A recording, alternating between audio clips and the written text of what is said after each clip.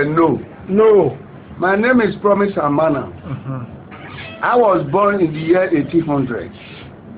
At the age of 20, I started schooling. At the age of 15, I passed out my standard 6. And at the age of 25, I went to London University, where I was able to study the meaning of ABCD to Z. If you go around Nigeria today, you will see many people who know ABCD to Z, but they don't know their meaning. I beg for someone to call out the letter for me in alphabetical order. A good conscience is a good pillow even in danger. B.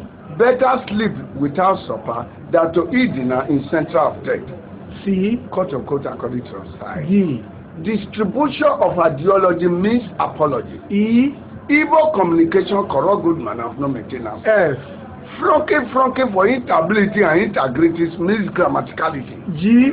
Graduality, a woman becomes iglology. H. Heavenly Father, bless us. I. It is impossible and impossibility for an empty bag to stand erect. J. Jolly, a good follower of a person is called justification. K. Kerosene is the power of a dative light. L. Life is sure and what is seen. M. My pity question is my comfortable word. N. Now advice on young men that nothing comes from nothing. O. Orthographic person runs over stupidity. P. Now advice on young Now advice on young men that nothing comes from nothing. P. Pass your clothes in order to save money. Q. Qualification and selfishness corrupt good manner. R.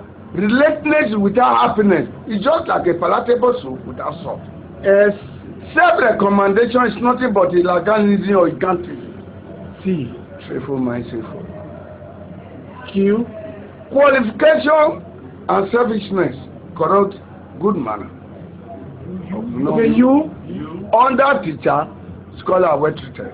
V. Voice of man make all the voice of God. W. Wagon cannot move without the experiment of an engine. X. X-man without happiness is just like a food with a soup without salt. Y. Young man must learn to obey. Z. Zegoni was the father of philosophy. Clap for me.